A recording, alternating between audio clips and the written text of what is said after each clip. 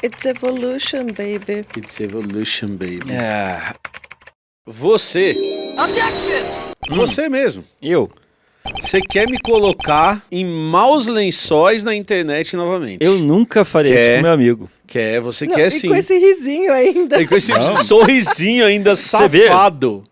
Você vê algum sorriso? Não, aqui? não. Por que eu estou dizendo isso? Porque nós estamos num momento meio inflamado da ciência brasileira, em que parte das pessoas estão dizendo que salvaremos o mundo e pessoas voltarão a andar, parte das pessoas estão dizendo que é coisa de Deus, e parte das pessoas estão dizendo que a gente tem que ter calma. Essa terceira parte, não está nem dizendo que não vai acontecer, está dizendo sim. que a gente tem que ter calma. Mas isso confunde as pessoas. Isso confunde demais as Porque pessoas. você tá rolando seu feed, aí um milagre surgiu. Receba a inteligência.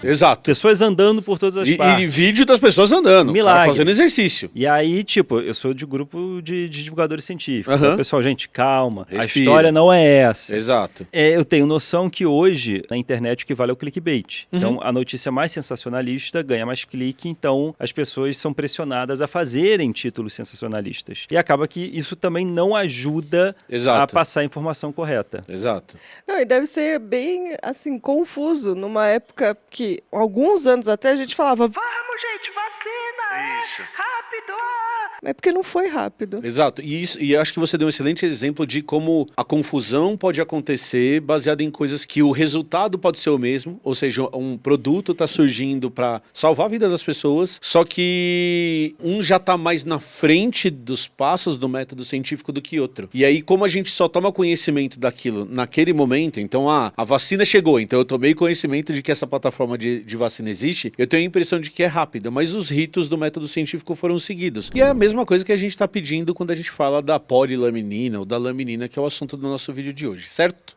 Mas antes da gente começar a falar isso, eu sou Emílio Garcia, acompanhado pela maravilhosa Mila Massuda aqui do meu lado e o meu grande amigo Carlos Ruas lá na pontinha, certo? Então estamos falando da polilamina.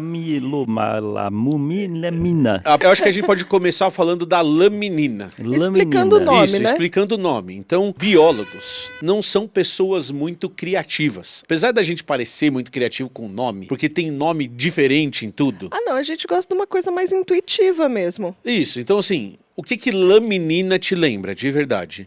Lâmina.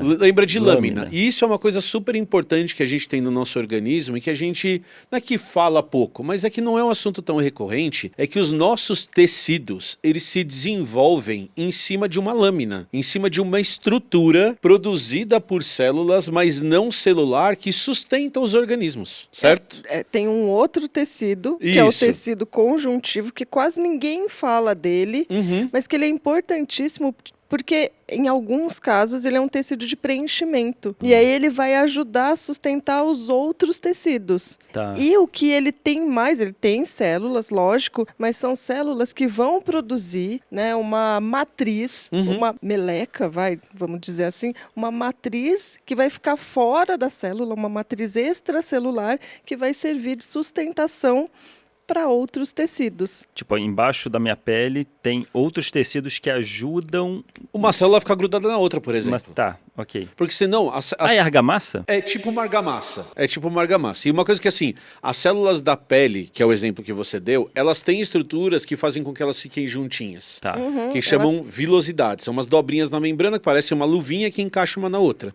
E aí fica mais difícil de separar. E as células têm junções, conexões, tem vários, né, como chamam aquelas... agora não vou lembrar que isso faz tempo que a gente não estuda, mas existem várias junções intercelulares que vão fazer com que tenha uma adesão maior entre elas, dependendo do tipo de tecido. Tá. Então, na pele vai ser muito mais forte do que em outros tecidos. E a lâmina tá onde? Não, então, aí, além dessa junção, você também tem essa estrutura que vai ter uma substância que você já ouviu falar, por exemplo, chamada colágeno, que faz parte também desses tecidos estruturantes que vão segurar ali. Mesmo nos tecidos, não é só tecido conjuntivo que faz isso, tem a do próprio tecido. Dentre essas substâncias, você tem uma substância chamada laminina, que faz parte dessa lâmina extracelular, dessa estrutura extracelular. Só que essa laminina, ela acontece em outras situações. Então, por exemplo, a laminina faz parte do processo durante o desenvolvimento embrionário, quando o neném está na barriga da mãe, de direcionar qual célula vai para tal lugar. Então é meio como se fosse uma esteira da linha de produção onde as células vão estar se posicionando. Um trilhozinho. Uma outra coisa que a laminina também faz é que ela estimula o crescimento celular em determinadas áreas e inibe o crescimento celular em outras áreas. E é claro, não é a laminina sozinha, é a laminina em conjunto com um monte de outras coisas que estão acontecendo no organismo. Mas ela é uma. Mas ela é uma dessas substâncias. Que tem essa função. Que tem essa função. A laminina, por exemplo, é muito importante na nossa coluna, ligada à estrutura que mantém os neurônios um pertinho do outro e um grudadinho no outro. É lá na medula, né? Na medula. Nesse caso, na medula. Ela preenche essa parte do nosso corpo. Isso. A argamassa, se forem verificar a argamassa dessa parte do corpo na medula, é a laminina. Isso. O cuidado que a gente tem que tomar tem laminina, não é Tem laminina. Entendi. Tem laminina. Que a laminina também não tem só essa função estrutural, ela também tem funções metabólicas de estimular as células, de fazer células funcionarem, de fazer células não funcionarem e assim por diante. Tá. Só para você ter uma ideia de um exemplo... tem um trabalho muito interessante que saiu com câncer de mama, com laminina, dizendo que parte do descontrole que faz as células se reproduzirem muito rápido no câncer de mama está ligada à produção excessiva de laminina. Então a laminina está ali ligada ao desenvolvimento, ao crescimento e à estrutura da célula, certo? Certo. Dentro dessa lógica, então, e a laminina ela já é conhecida desde a década de 60, década de 70, que os pesquisadores já sabem que a laminina existe e que ela tem essa estrutura. Nas matérias é polilaminina. Isso. Por quê? Porque daí o que acontece é que você tem esse grupo de pesquisa, que é um grupo de pesquisa da UFRJ, não foi o grupo da professora Tatiana Sampaio que descobriu a laminina, mas o grupo de pesquisa da professora da UFRJ, Tatiana Sampaio, doutora Tatiana Sampaio, professora doutora, ele começa a pensar que a laminina, por ter essas características, por fazer parte do desenvolvimento embrionário, por fazer parte dessa estruturação, ela poderia ter uma função, por exemplo, em casos em que essa estruturação fosse perdida. Então, quando você sofre um dano na coluna, você sofre um acidente de carro, por exemplo, e você quebra a coluna, o maior problema não é um problema ósseo. O maior problema é um problema ligado aos neurônios. Os neurônios, eles perdem a ligação entre eles e morrem. Porque a gente vai ter que ainda separar umas coisas, né? Existe a medula, né, que faz parte do sistema nervoso, sistema nervoso central, e ela é protegida pela coluna. Que é o osso. Então tem as vértebras. E quando a gente fala coluna, às vezes a gente quer falar do conjunto todo, mas tem essa separação. A coluna é a estrutura óssea, que é formada por vértebras, que vão envolver a medula, que são neurônios que fazem parte do sistema central, assim como o encéfalo. E uma coisa que é super importante é que todos os nervos que saem para o seu corpo, por exemplo, os que controlam o movimento fino dos meus dedos, eles saem da minha coluna. Saem desse feixe de nervos. Central de controle. Isso, por isso que quando eu sofro um dano aqui em cima, eu perco o movimento e o controle daqui para baixo. Então tudo depende da altura da coluna que você quebrar e da medula que você romper. Perde a conexão desses neurônios. Você perdeu a conexão. Cortou ali, cortou o fio. Cortou o fio. Isso. Porque você ter um problema na vértebra é ruim, mas não significa que você vai ter um problema na medula. A vértebra é o ossinho. Você quebrar o ossinho não necessariamente é um problema na medula. Regenera. Isso, porque ele vai cicatrizar. Cicatriza. E é isso, igual o osso da perna. É. Agora, se você romper a medula, é um caminho meio que sem volta. Pô, mas fio elétrico dá pra remendar, né? A medula não podia fazer um remendo ali, né? Podia ser mais fácil esse procedimento, né? E esse é o ponto. Por quê? Porque por muito tempo a gente acreditou que neurônio não se reproduzia mais. Então, ele não se regenerava. Morreu. Hoje a gente sabe que isso não é tão verdade. Então a gente já tem trabalhos que mostram crescimento de neurônio mesmo quando a gente está mais velho. Células tronco tem Então, não necessariamente com células tronco. As células troncos, Já foram usadas, inclusive, já foi se discutido usar célula-tronco para isso que a professora Tatiana está tentando fazer. O que ela começa a imaginar como pesquisa? Ela começa a imaginar que se essas células elas são importantes para a estruturação e para crescimento celular e tudo mais, será que ela não poderia, usando essa substância, estimular o sistema a refazer essas ligações? Então, se você sofreu um acidente, será que se eu administrar essa substância ali onde quebrou, onde perdeu a ligação ou parte da ligação, será que eu não consigo auxiliar o corpo a refazer essa ligação? Então essa é a hipótese do trabalho da vida dela. E é lógico, faz sentido. Faz sentido, não, tem um sentido biológico perfeito. É uma ótima hipótese. É uma ótima hipótese, faz sentido, existe laminina ali, existe tudo. E o que é a polilaminina? Então poli em biologia é muito. Então o que ela está usando de substância, que ao invés dela pegar uma laminina sozinha, ela pega um monte de laminina, uma grudadinha na outra. Ah, tá. Por isso que é poli. Por isso que é poli. Entendi. Mas a ideia é a mesma da laminina. A funcionalidade biológica seria mais ou menos a da laminina. Perfeito. Beleza? Beleza. Então essa é a base do que a gente vai discutir hoje.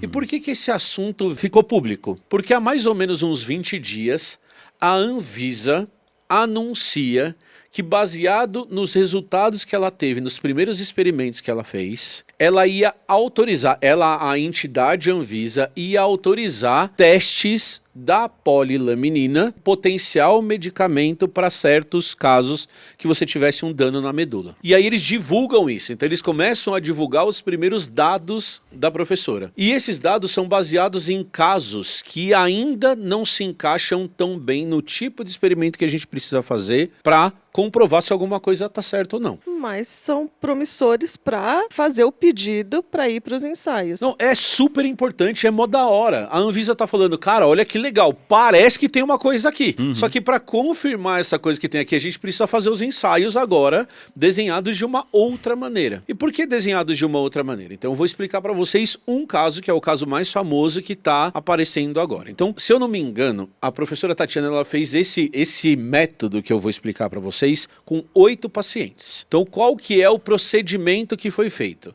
A pessoa sofreu um acidente, sofreu uma lesão na coluna e na medula, e nas primeiras 72 horas, esse procedimento tem que acontecer. Então, isso já é um parênteses importante para a gente colocar. Porque a gente, por exemplo, não tem a menor ideia se isso teria efeito em uma pessoa que sofreu um acidente há 10 anos. Então, sim, não sei. O estudo dela é quem tomou isso 72 horas depois. Isso. Até 72 horas depois. E com um procedimento muito específico. Então, o que acontece? A pessoa sofreu um dano na medula e na coluna, ela tem um processo chamado de compressão. E essa compressão, comprimir mesmo. Então, quebrou uma vértebra, por exemplo, e aquela coluna que era mais compridinha, ela ficou comprimida. E qual que é o procedimento ouro hoje? O procedimento padrão, que diminui muito a chance ou aumenta a chance das pessoas terem resultados positivos de não perder tanto movimento. Ela vai para a mesa cirúrgica e faz uma cirurgia de coluna aberta. Então, você corta as costas da pessoa, expõe a coluna dela com a vértebra, com a medula lá dentro e descomprime as vértebras. O médico vai espalhar as vértebras de novo, ele vai reorganizar as vértebras.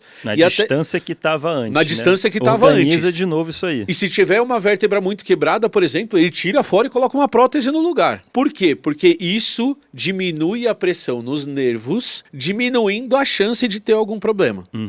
É nesse momento extremamente específico que alguns pacientes tomaram a polilaminina. Nesse procedimento cirúrgico, injeta ali... Injeta na hora, no lugar que tá dando merda. Tá? E esses 8 pacientes passaram por esse procedimento. E para esses 8 pacientes, o resultado é promissor. Por isso, voltando ao que a Camila falou, que a Anvisa foi lá e falou, é promissor mesmo, vamos montar um experimento aí para ver o que acontece? Recebi aqui os dados, os relatórios todos e ok. Porque esses pacientes foram acompanhados durante anos e anos. Isso. E foram tendo uma melhora significativa. Tanto que tem um cara que anda. Mas tá aí andando. vem a minha pergunta. Como leigo em ciência, o que eu aprendi um pouco sobre ciência é que, legal, teve melhora, mas o que me diz que a melhora foi por causa dessa substância ou se ele já ia melhorar de qualquer jeito? Essa é a pergunta. Como não é uma coisa de um dia para o outro, eles foram acompanhados por muitos anos, como comparar se ele não tivesse tomado e se ele tivesse tomado? Esse é o principal ponto da discussão. E esse é o principal ponto que tanto a professora Tatiana quanto o pessoal da Anvisa sabem. Então isso não é uma invenção do Emílio, da Camila, das meninas do Nunca Viu Cientista, dos outros médicos, dos outros pesquisadores. O que a gente tá falando é o seguinte, cara, esse cara fez cirurgia, aí ele colocou a polilaminina, aí ele fez fisioterapia, aí ele fez isso, aí ele tomou tal remédio, aí ele fez aquilo outro. A sujeira dos dados é muito grande. Sim, foi então, muita coisa que ele fez que pode trazer benefícios. E de novo, que da hora que o cara sofreu um dano de coluna e ele tá andando. É foda pra cacete. Que da hora que apesar, calma gente, que apesar de sofrer um dano, agora ele está andando. Ele está andando, porque, poxa, quem não quer que ao sofrer um acidente desse, que a quantidade de dificuldades que essa pessoa vai ter o resto da vida seja pequena. Então ninguém está questionando se é legal ou não ele ter voltado a ter uma vida mais perto do que tinha antes. E a gente não está torcendo contra a polilaminina. O experimento, a substância, Nunca. A doutora. Né? A gente quer, na verdade, que o Estado coloque mais dinheiro na pesquisa para que a gente chegue cada vez mais perto da realidade. Certificarmos da eficácia e sucesso do Brasil. Exato. E é exatamente porque a gente está nesse ponto que a gente ainda não tem essa resposta que precisa de mais testes. Exatamente. Porque a gente não consegue isolar o efeito dela com o que já foi feito até agora, né? E os próximos testes que serão feitos vai ser um pouco trabalhando nisso, né? Grupos maiores de pessoas. Perfeito. E aí você vai fazer aquele negócio de duplo cego que eu não tô sacaneando que você gosta. Assim, um grupo que não tomou, um grupo que tomou, isso. E um não sabe que tomou, o outro... Nem o médico. Ninguém sabe quem tomou o quê. E depois que é revelado, para não ter manipulação, para não ter vieses. Exato. Legal. Então, o ponto que a gente tem que chegar, então o primeiro ponto é esse. Então a gente chegou, e aí a Anvisa vai anunciar isso, por quê? Porque isso realmente é uma grande descoberta. Só que, e aí aqui não estou agourando, não estou dizendo que não vai dar certo. Ou a gente já chegou em ciência em outros possíveis medicamentos que chegaram nesse ponto. E a hora que você entra nos testes clínicos reais, desenhados dessa maneira que você descreveu, esses remédios eles não demonstram o poder que eles tinham demonstrado nos testes iniciais. E uma coisa que é importante para quem está assistindo ter consciência é que faz parte. É assim que funciona. Né? É assim que funciona, porque aí a gente está considerando os outros tratamentos, o efeito placebo, né? Tá tudo misturado, como você falou, tem muito barulho, tem muito ruído. Perfeito. Agora precisa de mais testes, mas... Nossa, eu me perdi totalmente. O que você estava falando? Eu estava falando que... Não sei. Por que eu falei que você está me metendo numa encrenca? Porque acontecem dois fenômenos, na minha opinião. O primeiro fenômeno é um fenômeno de comunicação. E qual que é o fenômeno de comunicação? O fenômeno de comunicação que já existia antes da internet. Nada foi criado pela internet, gente. A internet só magnifica as coisas. Ela só coloca um alto-falante nas coisas. O jornalismo, científico ou não, exaltarem a pesquisa da maneira errada. Então a primeira coisa que a gente tem que dizer é, todos nós que fazemos uma ressalva, em nenhum momento a gente está fazendo em relação ressalvar a polilaminina, nem a professora Tatiana. A gente está falando que o método científico é lento, e a gente tem que respeitar esse método, certo? Só que o que a gente vê de divulgação não é isso. Então, de repente, a professora Tatiana virou a pesquisadora que vai fazer as pessoas voltarem a andar.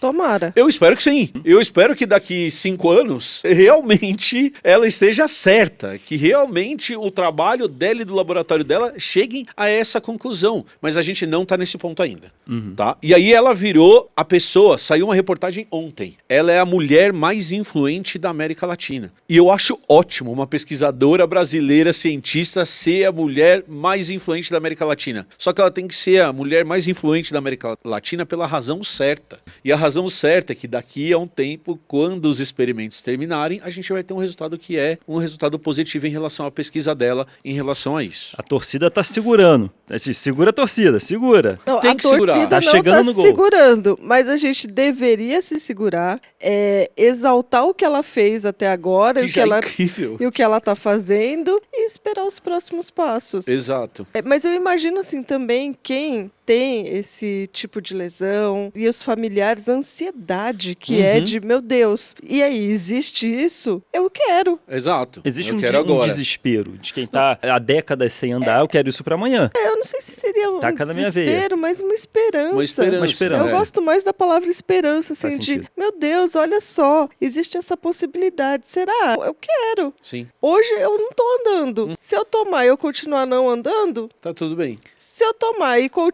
puder andar, melhor. Mas aí mora um perigo. Isso tem camadas. Então, como não todos os experimentos clínicos ainda não foram feitos, talvez esse negócio de se eu tomar e andar tá tudo bem, ou se eu tomar e não andar não tem problema, não é verdade, porque e se fazer mal? E se piorar? E se piorar? Fizer mal? E se fizer mal? E se piorar? O que vai acontecer? Ah, mas pode piorar? A gente não sabe. A gente não sabe. E de tá novo, no meio da pesquisa. Exato. E ninguém tá dizendo que vai piorar, tá? A segunda coisa que é super importante dessa esperança que você tá falando é que assim, ó, os experimentos foram feitos para casos muito específicos. E quando você fala de pessoas que têm problema de locomoção causada por problemas de medula, você está falando de uma gama de possibilidades muito grande. Então a gente sabe que, por exemplo, existem vírus que atacam a medula e que impedem você de se movimentar. Existe envelhecimento que ataca a sua medula e impede você de andar. Existe um acidente de carro que pode quebrar a sua coluna e romper a sua medula e fazer você parar de andar. Às vezes não rompe ela inteira, rompe só até um pedacinho. Às vezes é mais para cima, às vezes é mais para baixo. É isso, então a gente está tratando uma coisa que não é única como se fosse única.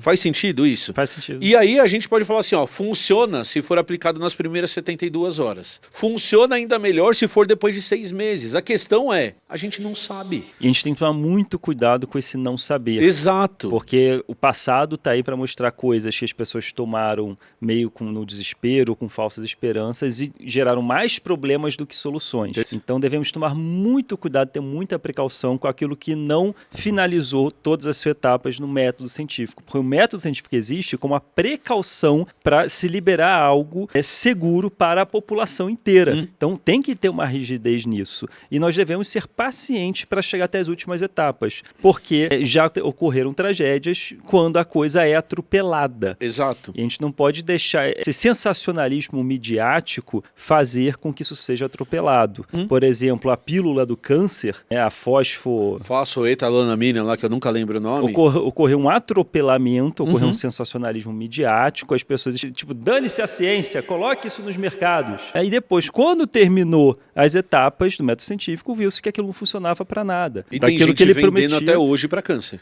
Exatamente. Então gera uma falsa esperança, né? Então cuidado que a gente tem que ter para nós não estarmos vendendo falsas esperanças. E acho que esse é o principal recado, porque assim, ó, vamos voltar à comunicação, que é o problema que tem. Já está ocorrendo um sensacionalismo midiático que faz com que a gente tenha que fazer esse vídeo, em vez de exaltar, a gente está puxando a corda um pouco para trás, e parece que a gente freio, é contra. Parecendo que a gente é contra. Mas isso é uma consequência desse sensacionalismo midiático que pode gerar falsas esperanças, que pode parecer que a pessoa compre isso na farmácia e sai andando no dia seguinte. Parece que é palco de igreja, né? Que a pessoa chega lá de cadeira de roda, a gente já vai chegar na igreja também. Mas já chega lá também. E aí esse é o problema, porque assim, ó, eu acho que o ponto que vocês trazem que é muito importante é, a gente não pode jogar a responsabilidade na pessoa que está na situação ou no parente da pessoa que está na situação de não ter mobilidade. A responsabilidade não pode ser dela, porque a esperança dessa pessoa é uma esperança que tem que ser estimulada, não falsamente. Então, a responsabilidade é de quem comunica e não de quem escuta. Então, a hora que você vê um jornalista escrevendo a pílula que vai fazer as pessoas voltarem a andar, ou o remédio que vai fazer as pessoas a voltarem a andar, coloca uma foto da pesquisadora e fala,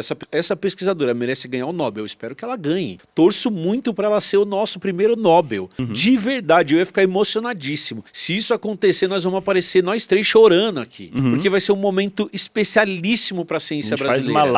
A gente faz uma live na hora que isso acontecer, para cobrir o Nobel, porque é uma pesquisadora que está há 30 anos na universidade pública, passando necessidade na universidade pública, com corte de verba, sem dinheiro para pagar água e vai conseguir ganhar o Nobel. Então a gente vai estar aqui para comemorar. Mas a gente tem que ser responsável. Por quê? Porque a hora que chega na ponta, a hora que chega na pessoa que está cuidando do cadeirante, a hora que chega no cadeirante, na pessoa que tem dificuldade, essa pessoa vai ter esperança, ponto. E a culpa não é dela. A gente tem que ser responsável. Então a nossa crítica não é a Tatiana, a nossa crítica não é a pesquisa. A nossa crítica, pelo menos por enquanto, porque daí daqui a pouco eu vou me encrencar sem vocês dois. Não vai se encrencar. Não, eu vou. Não vai eu se vou encrencar. me encrencar, me segura que eu vou me encrencar. Mas a nossa crítica é a quem divulgou. A forma que a informação está chegando. Exato, a forma com que a informação está chegando. Inclusive de pessoas que se dizem divulgadoras científicas. Que estão ali falando, achamos a cura. E na verdade a gente ainda está entendendo o que está acontecendo. Então vamos para a próxima parte, de eu explicar quais são os ritos da ciência. Então ela teve essa autorização da Anvisa, por quê? Porque nesses casos iniciais parece que o resultado é muito interessante. Okay. Então a Anvisa chega e fala assim, legal, vamos desenhar um experimento agora? Porque vamos fazer... Foi uma pesquisa piloto, né? Isso, ela fez a gente chama de pesquisa piloto, que é tipo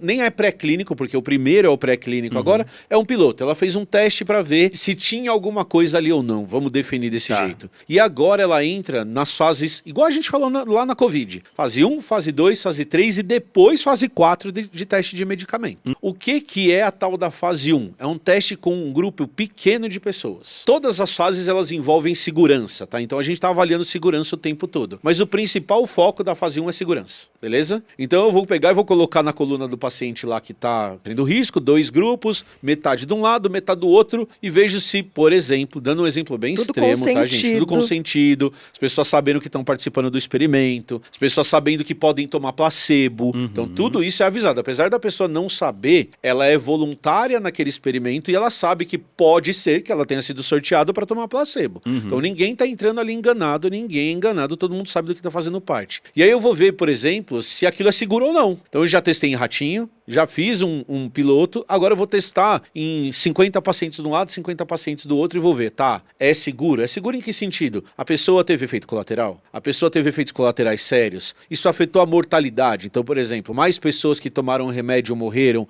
em relação a outras pessoas? Quais que são esses efeitos maiores que eu vou ter ali nesse primeiro momento, beleza? E a gente já começa a medir um pouquinho de efetividade. Passou para a segunda fase, a gente aumenta o grupo. Por quê? Porque além de continuar medindo segurança, agora a gente vai ver posologia, nós vamos ver quanto aquela pessoa pode receber dos determinados medicamentos. Por isso que eu preciso de um grupo maior, que eu vou testar doses diferentes em pessoas diferentes. Então eu vou ver doses diferentes, eu vou ver frequência. Então eu tenho que aplicar isso uma vez só, eu tenho que aplicar isso 2 vezes. Eu vou montando experimentos dentro do experimento com essas variações. E continuo medindo segurança, continuo medindo resultado para ver se melhora ou não as pessoas, continuo vendo se é placebo ou não, continuo fazendo tudo isso. Quando eu chego na fase 3, eu estou num grupo bem grandão. Aí eu acrescento diversidade de pessoas. O que eu preciso? Eu preciso de pessoas de idades diferentes, gêneros diferentes, sexos diferentes, com granas diferentes. Eu acrescento diversidade. Eu começo... Lembra que eu falei que o experimento é sujo? Eu começo a sujar meu experimento de novo. Eu estou voltando para a realidade. Se antes estava tudo controladinho, agora eu começo a voltar para a realidade. Vai que tem um efeito em idosos diferente de um efeito em crianças. Perfeito. Aí na bula fala, olha, em criança a dosagem é essa. Em idoso, a dosagem é essa. Exatamente isso. Por isso da diversidade. Exatamente isso. Eu acrescento diversidade na terceira fase. Na quarta fase é o que a gente fala de mundo real. Mundo real é onde a gente está com as vacinas para Covid hoje. Então o que eu fiz? Passei pelas 3 fases, a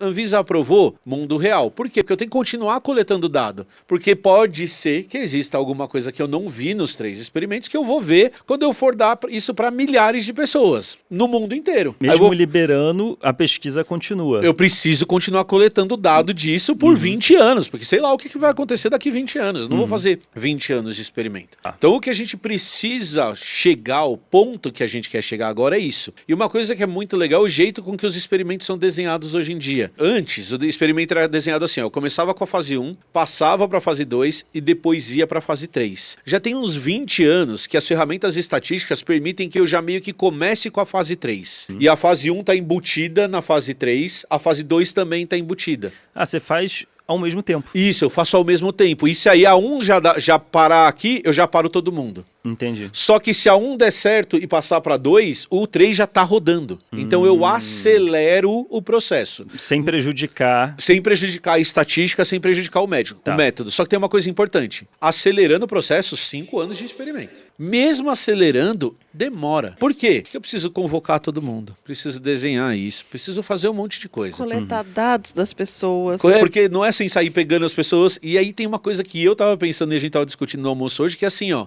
Vamos pegar um exemplo de droga da moda. Ozempic. O público do Ozempic são milhões de pessoas no mundo. Bilhões, talvez, de pessoas no mundo. O número de pessoas com lesão de coluna, de medula, apesar de alto, é muito menor. Então, não é simples montar esse experimento. Você vai ter que montar experimento no Brasil inteiro. Aí você tem outras variáveis. Ela está no Rio de Janeiro. Como que faz? Monta no Rio de Janeiro. Onde vai montar? Como coleta? Você tem 72 horas para testar. Você só vai testar nas 72 horas. Então tem um monte de coisa que está sendo definida pelo grupo da professora Tatiana e pela Anvisa para dizer como esse experimento vai ser. Ou seja, vai ser de 5 a 10 anos. A mais ainda para pesquisa. Para a gente ter uma resposta concreta. Isso. Se funciona ou não. Exatamente. Se é seguro ou não. Só que aí a gente cai em 2 problemas. Já divulgou que é a droga que você vai poder resolver o problema de coluna. Já é a cura do século. E aí você já tem juiz determinando que a droga tem que ser aplicada na coluna das pessoas. Olha o atropelamento aí. E aí o juiz, ele determina, inclusive, que não são 72 horas. Pode aplicar quando puder. Por quê? Porque ele nem leu o experimento direito. Então o juiz vai falar assim, ó, tá paraplégico há 10 anos, tem uma droga que vai resolver o seu problema? Injeta aí na coluna. Cara, não é injeta aí na coluna. Como assim? Então você já começa a ter, baseado na esperança, gerado por uma comunicação porca feita, pessoas que vão entrar. Por quê? Porque se fosse eu, talvez eu ia falar, cara, tem 10 anos que eu tô sentado nessa cadeira, não aguento mais, e eu vou servir de experimento para esse negócio. Mas nem isso é um bom experimento. E até o juiz, com a sua história, vai saber ali, não tem como. É verdade, não tem como separar. Fazer uma analogia? Por exemplo, o avião. Você entraria no avião que foi feito pela metade? O avião ele tem várias etapas até se tornar um avião e até ele ter segurança para você estar voando dentro dele. Inclusive de teste, né? De segurança. Exatamente. O avião está na metade do caminho. Ah, mas eu tô atrasado, eu preciso chegar lá no outro país amanhã. Aí, não, mas o avião tá na metade do caminho. Não, mas falaram que ele leva, tá não, ele leva, mas tá na metade do caminho. Não, mas ele não leva? Leva. Então, ó, juiz, acelera o processo aí. Você pegaria um avião sendo feito pela metade? Eu acho que a gente tem que esperar, é melhor esperar o avião ficar pronto, porque pode custar vidas. Pode custar vidas. Eu tenho medo dessas analogias, porque a gente usou uma analogia muito similar com o avião na época da vacina, que era do paraquedas. O avião vai cair, você pode pular com você e o paraquedas, lembra? E aí, de novo, a gente tem que lembrar que a gente está em fases diferentes em relação à vacina e da polilaminina. A vacina já era um avião pronto. Então essa é a principal diferença. A vacina já era um avião pronto e testado. É porque eu lembro que aquele tipo de vírus já estava sendo pesquisado há mais de 20 anos. Exatamente. E aí calhou de ser o mesmo tipo de vírus que cara, começou não a propagar calhou. Covid. Os caras olhavam para os vírus e falavam, um vírus desse vai dar merda. Vai dar merda. Não foi por acaso, não foi sorte. Já estava na reta final a pesquisa. Né? Já estava na reta final a pesquisa. E o tipo de vacina, porque a grande crítica não é a vacina para esse vírus só, né? Tem essa crítica, mas não era só isso. Era a tecnologia de vacina, que são as vacinas de RNA. Mas isso também, anos e anos e anos, e teste, e a gente já estava bem avançado nisso. Juntar as duas coisas... E tem mais um fator que a gente não precisa esquecer. Aí o mundo inteiro, no caso das vacinas, olhou e falou, a gente tem esse tipo de vacina preparada para esse vírus. E aí o mundo inteiro fez o quê? Enfiou bilhões de dólares para acelerar esses testes que a gente está falando, fase 1, fase 2 e fase 3, para conseguir pegar essa vacina e colocar no mercado. Deixando claro, acelerar não é atropelar o sistema. Não. É exatamente colocar dinheiro. É o que você falou. É convocar gente, montar experimento. É acelerar sem prejudicar o método. Não foi prejudicado. Então o que você faz? Você já tem a tecnologia pronta. Cara, eu preciso fazer fase 1, fase 2 e fase 3. Tá bom. Basicamente o que eu preciso? De gente trabalhando e de grana para contratar essas pessoas e para colocá-las para trabalhar. Então o que você faz? Enfia bilhões de dólares, laboratórios do mundo inteiro vão montar os seus experimentos e principalmente no caso da vacina, compartilhar seus dados. Então você monta um banco de dados do mundo inteiro de pesquisa, falando assim, ó, e aí as empresas mandam as vacinas, você monta os testes e coloca no mercado. Mesmo assim, com bilhões de dólares e o mundo inteiro junto, demorou 1 ano para a vacina ser aprovada. Então, já que você quer ficar polêmico, vou jogar as perguntas polêmicas para você. Jogue logo. Vou jogar. Olha, tá falando aí, né? Anos e anos e anos de estudo desse tipo de vírus, do SARS-CoV, desse tipo de tecnologia de vacina. Mas você acabou de falar que a laminina a gente já conhece há muito tempo, que a laminina também já é estudada há muito tempo. Não tá no mesmo ponto? Então, não está no mesmo ponto por algumas razões. Em primeiro lugar, porque a tecnologia de vacina, por exemplo, já tinha sido testada com outros vírus em um outro momento. Esse é o primeiro ponto. Então, não é porque é muito tempo que as coisas estavam no mesmo ponto. Por exemplo, no grupo da professora Tatiana, você tem um grande período de isolamento de substância, de produção de substância. Então, se você for comparar os 8 pacientes dela, e de novo, é incrível o trabalho dela, não estou falando mal do trabalho dela, com o que já tinha sido testado com a plataforma de vacina, por exemplo, são pontos completamente diferentes de onde isso estava. A segunda coisa que é super importante a gente dizer, e é cruel o que eu vou dizer, mas é assim que o mundo funciona, é número de paciente. Você pega vacina, é paciente infinito. 8 bilhões de pacientes possíveis para isso, para tomar vacina. Porque é preventivo. Porque é preventivo e todo mundo deveria tomar. Então, potencialmente, você tem 8 bilhões de pessoas que podem testar. Não é difícil conseguir pessoas para testar vacina. Coluna, todo um processo. É tratamento. Você precisa ter o dano na coluna. No caso específico dela, que você tem um centro cirúrgico 72 horas depois da pesquisa. Então, são pontos em que a pesquisa está que são completamente diferentes. E você falou que para acelerar, isso, investiu bilhões. Exato. Por que não investir então bilhões, querido? Não, tem que investir. Esse é o ponto. Acho que esse é o ponto real que a gente está chegando. E que a gente aqui nos 3 Elementos a gente sempre defende. Nós estamos falando de pesquisa em universidade pública feita com dinheiro público. E existem outras 5.000 lamininas sendo estudadas nas universidades públicas brasileiras. A laminina é uma muito promissora. Só que no processo, em primeiro lugar, muitas ficaram pelo caminho. Por quê? Porque você vai percebendo que não funciona, que aquela hipótese que o Ruas tanto falou no começo desse vídeo não se confirmou nos experimentos que você está fazendo. Então, para que continuar ali? E a segunda coisa é, mesmo a polilaminina. Teve uma pergunta muito interessante num post que eu fiz no Instagram, por que as empresas não estão correndo atrás disso? Porque no ponto que está, não existe isso. Porque ainda você vai ter que enfiar muito dinheiro nisso para confirmar se esse caso é verdade ou não, se aquilo se confirma ou não. O risco que você tem é muito grande. Você fala do setor privado querer lucrar com esse medicamento. Isso, mas é que no ponto que está ainda... vão quando o negócio já está um pouco mais certo. Se o lucro só vai vir daqui a 5, 10 anos, e na verdade nem se sabe se será lucro esse é ou o ponto. Não vale a pena o investimento privado. Por isso que o investimento público. Da importância do investimento Perfeito. público. Existem pouquíssimas empresas que vão fazer isso. Então o que você vai ter é assim, imagina, você tem essa substância agora, ela é potencialmente muito boa. Aí você chega para uma empresa, uma farmacêutica, fala, me dá 2 bi de dólar aí, pra gente ver se isso aqui vai dar certo ou não. Cara, o cara faz a conta e fala assim, número de pacientes, X. O valor da droga, Y. 2 bi de dólar, cara, eu vou ter que tratar todos os pacientes do mundo para ter 2 bi de dólar de volta. Essa é a primeira coisa. E a segunda coisa é, ainda tem o risco de eu colocar 2 bi de dólar e não dá nada. Então eu vou colocar dinheiro ali e não vai dar nada.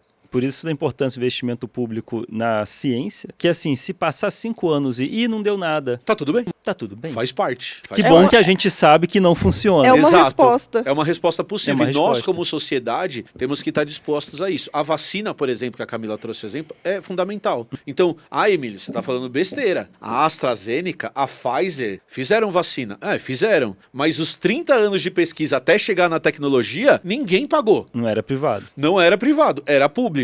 E mesmo assim, essas grandes farmacêuticas só colocaram dinheiro para construir as fábricas para fazer a vacina quando eles tinham garantia de venda. Demanda. O governo americano chegou e falou assim, eu vou comprar 4 bi em vacina sua. Tá aqui o dinheiro. Compra antecipada. Eu tô comprando antecipadamente. O cara fez o catarse da vacina para Covid. Tá aqui, eu vou comprar tudo que você produzir nos primeiros anos. E aí você não tem risco, a empresa não tem risco. E aí você vende por bilhões de dólares um negócio que já tá vendido. Que não é o caso que a gente está tendo agora, porque ainda tem que desenvolver essa tecnologia. Precisa de muita ciência de base para existir ciência aplicada. Exatamente. E uma coisa que eu acho que é muito interessante é a galera falando, mas a gente tem que fazer um investimento certo em ciência, aquilo que vai dar resultado. Aí você pensa assim, amigo, como que você sabe? Não tem. Há 30 anos, quando ela começou a fazer a pesquisa dela, ela não sabia se ia dar resultado. Ou, melhor, O que é dar resultado? Essa é a pergunta mais importante dentro da ciência. Essa mídia, a gente criticou como a coisa está sendo levada, como a coisa está sendo informada. Eu botei no Google o nome da substância porque eu ia procurar saber, para estudar um pouco, para a gente ter essa conversa aqui. Só que aí, quando eu comecei a digitar no Google, o Google mostra as primeiras pesquisas, né? Isso fala muita coisa sobre aquilo que você está buscando. E eu dei um print para trazer para vocês. Vai lá. Porque, em primeiro lugar, que aparece quando você escreve polilaminina,